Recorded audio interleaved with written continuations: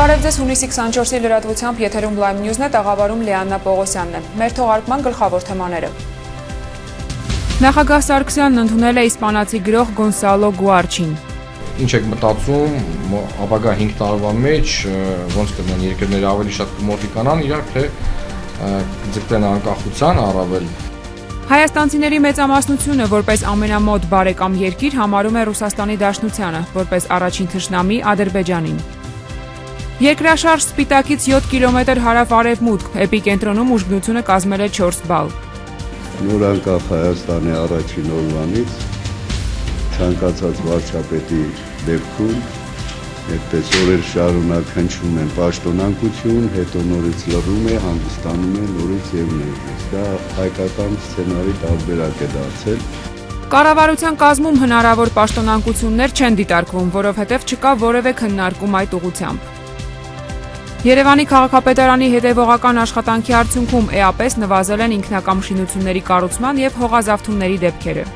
Իմ ընկերները շատ են մասնակցել եւ պատմել են շատ հետաքրքիր է, այնքան ուրախ եմ, ես Հայաստանը շատ եմ սիրում։ Արիտուն ծրագրի երկրորդ փուլին մասնակցում են 10 երկրից ժամանած 96 երիտասարդներ։ Հարավաֆրիկյան Հանրապետության առաջին սևամորթ նախագահ Նելսոն Մանդելայի առողջական վիճակը ծայրահեղ ծանր է։ Թողարկումն սկսենք պաշտոնական տեղեկատվությամբ Հայաստանի Հանրապետության նախագահ Սերժ Սարգսյանն այսօր ընդունել է իսպանացի գրող Գոնսալո Գուարչին։ Օրերս Երևանում տեղի ունեցավ գրողի հայոց ցեղասպանության թեմայով փաստագրական 3 վեպերի ռուսերեն հրատարակության շնորհանդեսը։ Գոնսալո Գուարչի եռագրությունը հայկական տոհմածառը, հայոց կտակ եւ սպիտակ լեռը ներկայացնում է ոչ միայն 1915 թվականի ողբերգական իրադարձությունները, այլ նաեւ քաղաքական այն դրդապատճառները, որոնք հանգեցրել են ցեղասպանությանը։ Նախագահ Սարգսյանը երախտագիտություն է հայտնել Գոնսալո Գուարչին իր գրական գործունեության ընթացքում մեր ժողովրդի պատմությանն անաչառորեն անդրադառնալու եւ նախորդ դարասկզբին Օսմանյան կայսրության կողմից իրագործված ոճրագործությունը իսպաներեն, այնուհետև ռուսերեն լեզուներով գեղարվեստորեն ներկայացնելու համար։ Նախագահը Գոնսալո Գուարչին պարգևատրել է Մովսես Խորենացի մեդալով։ Նախագահ Սարգսյանը երեկ ընդունել է նաև Ռուսաստանի Դաշնության անվտանգության խորհրդի քարտուղար Նիկոլայ Պատրուշևին։ Զրուցակիցները քննարկել են ռազմավարական դաշնակից երկու պետությունների միջև փոխգործակցությանը վերաբերող հարցերի լայն շրջանակ։ Անդրադարձել են նաև տարածաշրջանային զարգացումներին եւ մարտահրավերներին, Լեռնային Ղարաբաղի հիմնախնդրի կարգավորման բանակցային գործընթացի ներկա վիճակին։ Իդեպ այսօր նախատեսված է նախագահ Սարգսյանի պաշտոնական այցը Լեհաստանի Հանրապետություն։ Սերժ Սարգսյանը հանդիպումներ կունենա Լեհաստանի բարձրագույն ղեկավարության նախագահ Բրոնիսլավ Կոմորովսկու, Սենատի նախագահ Բոգդան Բորուսևիչի, վարչապետ Դոնալդ Տուսկի հետ։ Երկու երկրների նախագահների բանակցություններից հետո մի շարք ոլորտներում համագործակցության զարգացման ուղղված երկկողմ փաստաթղթեր կստորագրվեն։ Այնուհետև բանակցությունների արդյունքների վերաբերյալ նախագահներ Սերժ Սարգսյանն ու Բրոնիսլավ Կոմորովսկին հանդես կգան համատեղ ասուլիսով։ Gallup International ասոցիացիայի 2012 թվականին անցկացված հարցման արդյունքների համաձայն հայաստանցիների մեծամասնությունը որպես ամենամոտ բարեկամ երկիր համարում է Ռուսաստանին, որպես առաջին թշնամի Ադրբեջանին։ Հարցմանը մասնակցել են նախկին Խորհրդային Միության 11 երկրի 13000 բնակիչ։ Հայաստանցիների գերակշիռ մասը տարբեր ոլորտներում հարաբերությունները ցանկանում է ամրապնդել Ռուսաստանի հետ։ Gallup International ասոցիացիայի անցկացված հետազոտության արդյունքում հարցման մասնակիցների 59%-ը տարբեր միություններում ցանկանում է միավորվել Ռուսաստանին։ Քաղաքագետ Սերգեյ Շաքարյանցի խոսքով նման պատկերը զարմանալի չէ, ցուցանիշը նույնիսկ նվազել է։ 97 թվին, եթե չեմ սխալվում, 1 միլիոնից ավել ստորագրություններ են հավաքվել, որպեսզի Հայաստանը միավորվի Ռուսաստան-Բելարուսի միության հետ։ Եթե Հայաստանում որպես բարեկամ երկիր տեսնում են Ռուսաստանին, հարևան Վրաստանում պատկերը այլ է։ Հարցվածների 41%-ը բարեկամ է համարում Ադրբեջանին, 52%-ը Ուկրաինային։ Հայաստանի թիվ 1 թշնամին շարունակում է մնալ Ադրբեջանը, 92%, երկրորդ տեղում Թուրքիան է 73%։ Ինչ եք մտածում, ապագա 5 տարվա մեջ ոնց կդնեն երկրները ավելի շատ կմոտիկանան իրար, թե կձգտեն անկախության առավել։ Եվ տեսնում ենք, որ Հայաստանը 34% նշել է, որ երկրները էլ ավելի կմոտենան իրար, 41% նշել են, որ ոչինչ չի փոխվի։ Եվրասիական մաքսային միությանը դրական է վերաբերվում հայաստանցիների 61%-ը, սա միջին ցուցանիշ է, նշում է Արամ Նավասարդյանը։ Ղազախստանում միությանը դրական է վերաբերվում բնակչության 80, Ադրբեջանում 38, իսկ Վրաստանում 30%-ը։ Եվրամիության եւ Եվրասիական տնտեսական միության հետ Հայաստանը ունի կայուն եւ զարգացած առևտրային կապեր, նշում է տնտեսագետ Սամվել Ավագյանը։ Նրա խոսքով նախորդ տարի առևտրաշրջանառությունում Եվրամիության մասնաբաժինը մի փոքր գերազանցել է։ Եթե Հայաստանը անդամակցի Եվրասիական մաքսային միությանը, չի կարող կնքել Եվրամիության հետ խորև համապարփակ ազատ առևտրի համաձայնագրը, միակ խնդիրը դրանումն է։ Թեև հայաստանցիների գերակշիռ մասը հարաբերությունները ցանկանում է ամրապնդել Ռուսաստանի հետ, սակայն կրթությունը նախընտրում է ստանալ եվրոպական երկրներում 41%, միայն 18%-ը ուսման նպատակով կմեկնի Ռուսաստան, այլ երկրներ 16%-ը։ Իզաբելլա Հովանիսյան, Հայկ Չիլինգարյան, Lime News։ Կառավարության կազմում հնարավոր պաշտոնանկություններ չեն դիտարկվում, նշել է ՀՀԿ խմբակցության ղեկավար Գալուստ Սահակյանը։ Նա հերքել է նաև վարչապետի պաշտոնանկության մասին շրջանառվող լուրերը։ Անդրադառնալով վերահսկիչ պալատի հաշվետվությանը, Գալուստ Սահակյանը նշել է, որ այն գործերը, որոնք քննության արժանի կլինեն իրավական դաշտում, կներկայացվեն իրավապահներին։ Նոր անկախ Հայաստանի առաջին օրվանից ցանկացած վարչապետի դեպքում այդպես օրեր շարունակ հնչում են պաշտոնանկություն, հետո նորից լռում է, հանդիսանում է նորից եւ նորից։ Դա հայկական սցենարի տարբերակ է դարձել։ Մենք ինքներս նախքան քննարկումները ծանոթացել ենք վերահսկիչ պալատի ամբողջ հաշվետվության հետ, նորից մեկ անգամ եւս կառավարությունը, նախարարները իրենց դիտարկումները ներկայացնեն եւ այն գործերը, որոնք քննության արժանի կլինեն իրավական դաշտի, գործերը ներկայացնեն դատախազություն։ Երևանի քաղաքապետարանում տեղի ունեցել աշխատանքային հերթական խորհրդակցությունը Երևանի քաղաքապետարանի գործող թեժ գծերի հեռախոսահամարներին նախորդ շաբաթվա ընթացքում ստացվել է 218, վարչական շրջանների ղեկավարների աշխատակազմում 110 հեռախոսազանգ։ Բարձրացված հարցերի մեծ մասին տրվել է համապատասխան լուծում, մնացածն ընթացքի մեջ է։ Քաղաքապետ Տարոն Մարգարյանը անդրադառնալով թեժ գծերի աշխատանքին ընդգծել է, որ ամենօրյա հետևողական աշխատանքի շնորհիվ քաղաքացիները տեսնում են արագ եւ օպերատիվ լուծումներ իրենց կողմից բարձրացվող հարցերին։ Տրանսպորտի վարչության պետը զեկուցել է, որ ներկայացվել են մի շարք առաջարկություններ մայրաքաղաքի հասարակական հանգստի տարբեր վայրերում հետիոտների անվտանգ տեղաշարժն ապահովելու նպատակով որոշակի փողոցների երթևեկության ժամանակավոր դադարեցման վերաբերյալ։ Մասնավորապես Կասկադ համալիրին հարակից երթևեկելի տարածքում Իսահակյան Թամանյան փողոցներում ամեն օր ժամը 11-ից 24-ը երթևեկությունը դադարեցվելու է։ Այդ նպատակով տարածքն արդեն իսկ կահավորվել է ճանապարհային համապատասխան նշաններով։ Քաղաքապետը հանձնարարել է առաջարկություններ ներկայացնել վարչական բոլոր շրջանների համապատասխան վայրերում եւս, օրինակը կիրառելու եւ երևանցիների ու մայրաքաղաքի հյուրերի համար զբոսանքի հարմարավետ պայմաններ ստեղծելու նպատակով։ Տարոն Մարգարյանը հանձնարարել է համապատասխան աշխատանքներ տանել հուլիսի 3-ից 5-ը Սանկտ Պետերբուրգում Երևանի օրերը պատշաճ կազմակերպելու եւ մայրաքաղաքն ըստ արժանվույն ներկայացնելու նպատակով։ Հուլիսի 1-ից օգոստոսի 28-ն ընկած ժամանակահատվածում Երևանում գործելու է ավելի քան 100 բակային ճամբար, հագեցած մարզամշակութային եւ ճանաչողական միջոցառումներով։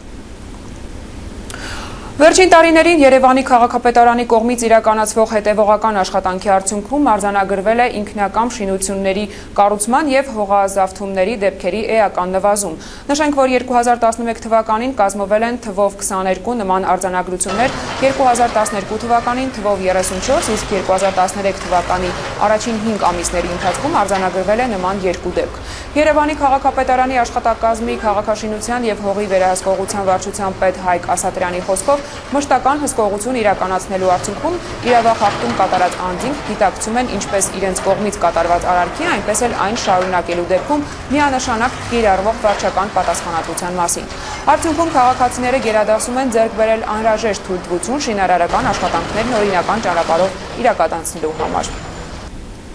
Այլ թեմաներ, այսօր 14:16-ին Սպիտակ քաղաքից 7 կիլոմետր հարավ-արևմուտք տեղի ունեցել 2.9 մագնիտուդով երկրաշարժ, որի ուժգնությունը էպիկենտրոնում կազմել է 4 բալ։ Ըստ նախնական տեղեկատվության երկրաշարժը գրանցվել է Վանաձոր եւ Սպիտակ քաղաքներում 3 բալ ուժգնությամբ։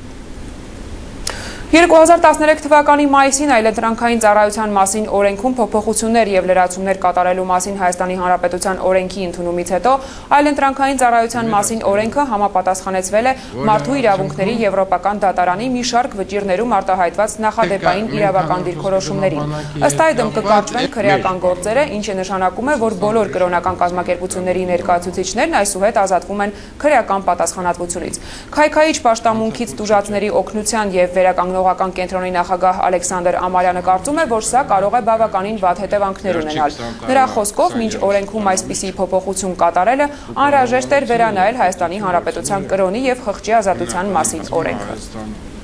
Մեր օրենսդրական դաշտում օրենքները կիրառվում են ոչ մասնագիտորեն։ Կա Եվրոպական կոնվենցիայի Մարդու իրավունքների 9-րդ հոդված առաջի մասը, որը բոլորը չգիտես ինչու փորձում են հիշել միշտ ամեն մի առիթով,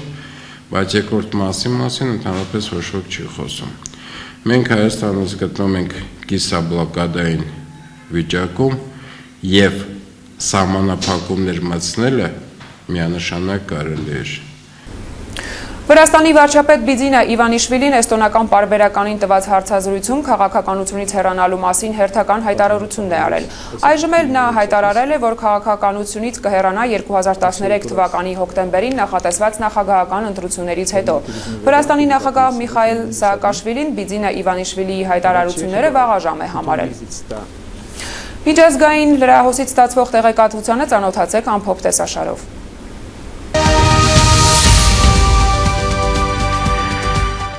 Պաղեստինցի գրոհայինները տևական դադարից հետո հրթիռակոծման են ենթարկել Իսրայելի հարավը։ Տուժածներ չկան։ 3 հրթիռային արգենկել Գազայի հատվածի հետ սահմանի անմարդաբնակ վայրում։ Զինվորները դեռևս հաստատում են միայն երկրի հարավային շրջանի մի շարք բնակավայրերում հնչող տագնապի ազդանշանը։ Ի պատասխան Իսրայելի ռազմաօդային ուժերը կրակ են բացել Գազայի հատվածի մի քանի թիրախների վրա։ Իսրայելի ռազմաօդային ուժերը գրոհել են Համաս եւ Իսլամական ջիհադ խմբավորումների օբյեկտները։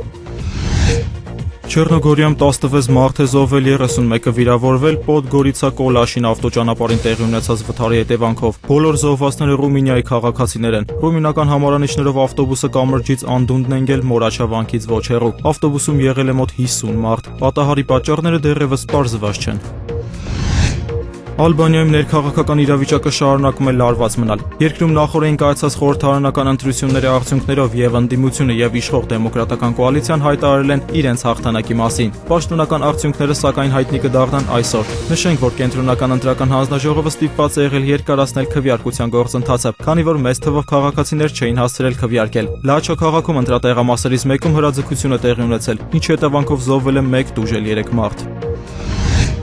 Ամերիկյան հետախուզական գաղտնի փաստաթղթեր հրապարակած Էդվարդ Սնոուդենը Մոսկվայում է։ Ամերիկյան կողմը Մոսկվային առաջարկել է դիտարկել բոլոր հնարավոր տարբերակները Սնոուդենին ձերբակալելու եւ ԱՄՆ-ին հանձնելու համար։ Մոսկվա ժամանելուն պես Սնոուդենին են այցելել Մոսկվայում Էկվադորի դեսպանատան ներկայացուցիչները։ Նա խնդրել է իրեն քաղաքական ապաստան տալ Էկվադորում։ Էկվադորի արտաքին գործերի նախարարը հայտարարել էր, թե Սնոուդենին քաղաքական ապաստան տրամադրելու հարցը կքննարկվի արագացված ընթացակարգով։ ԱՄՆ-ի իշխանությունները կոչ էին արել արևմտյան երկրներին ապաստան չտրամադրել լրտեսության մեջ մեղադրվող Էդվարդ Սնոուդենին։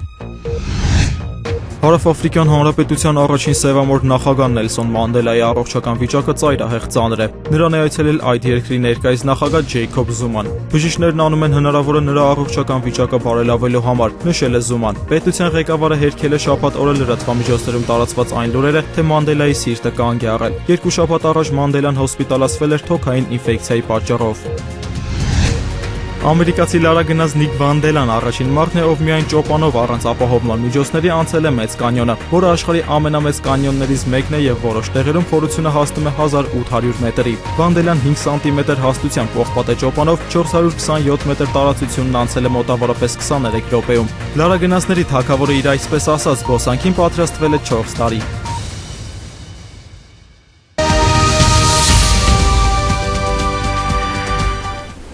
Կրկին անդրադառնանք մեր խնդիրներին հայ ձկնաբույծների միավորում հասարակական կազմակերպության նախագահ Արթուր Աթոյանը մտահոգություն է հայտնել այն մասին, որ կառավարության նոր որոշմամբ կիսափակ ձկնային ռեժիմի անցման եւ ձկնաբույծների հանդեպ կիրառվող պարտադրանքների հետևանքով փոքր եւ միջին ձկնաբուծական ընկերությունները կարող են վտանգվել։ Ըստ նրա, այդ որոշման պատճառաբանությունն այն է, որ ջրային ռեսուրսները պետք է խնայվեն։ Հիշեցնենք, որ կառավարության հանձնարարականով ձկնաբուծական ընկերությունները պետք է կիսափակ ցիկլային ռեժիմով գործեն։ Կիսափակ ցիկլային ռեժիմը ենթադրում է աշխատանքային ռեժիմը ենթադրում է օգտագործված ջրի 70%-ի հետ վերադարձ եւ 30%-ի բացթողում։ Նպատակը հասկանալի է, մենք ձկնաբույծներս հարգում ենք նպատակը, թե ինչ նպատակով է իրականացում այդ ռեժիմը։ Նպատակը հետեւյալն է, որպեսզի մեր ռազմավարական նշանակություն ունեցող ջրային պաշարները կարողանանք խնայել։ Սակայն մենք ընտրել ենք ամենավոչ բարվոք տեսակը այդ գործընթացի իրականացման, մեր ջրային պաշարների պահպանման եւ ոչ ամենալավ տեսակը։ Մեկնարկել է Արիտուն ծրագրի երկրորդ փուլը, արդեն Հայաստանում են 10 երկրի 96 երիտասարդներ։ Նրանք կլինեն Հայաստանի տարբեր տեսարժան վայրերում, կհյուրընկալվեն հայկական ընտանիքներում։ Երիտասարդներից շատերը Հայաստանում են առաջին անգամ, տպավորությունները բուռն են, իսկ սպասելիքները մեծ։ Հուսով են այստեղ գտնել լավ ընկերներ, որոնց հետ կապը կշարունակվի նաև հետագա տարիներին։ Սփյուռքի փոխնախարար Վահե Ջիլավյանի խոսքով հյուրընկալ ընտանիքները մեծ աջակցություն են ցուցաբերում ծրագրի անցկացման համար։ Իմ ընկերները շատ են մասնակցել եւ պատմել են շատ հետաքրքիր է, շատ պատմաժան վայրեր են տանում, շատ հետաքրքիր է եւ ես ուզեցի, որ ես իմ աչքով կամ տեսնեմ։ Այնքան ուրախ եմ, ես Հայաստանը շատ եմ սիրում։ Ես ինձ ազատ եմ զգում, ուրախ եմ զգում։ Ամեն ունի մոտ 100 հոգի է լինում։ Հուսով ենք, որ հաջորդ տուներին ավելի կշատանան եւ 1000 հոգին այս տարի 1000 հոգի կհատենք։ Այսօրվա լրահոսից առանձնացրել էինք այսքանը։ Այսօր Lime կինոյում ժամը 23:45-ին առաջարկում ենք դիտել Մահվան գերին թրիլերը։ Իսկ ես ձեզ հրաժեշտ եմ տալիս եւ մաղթում հաճելի երեկո։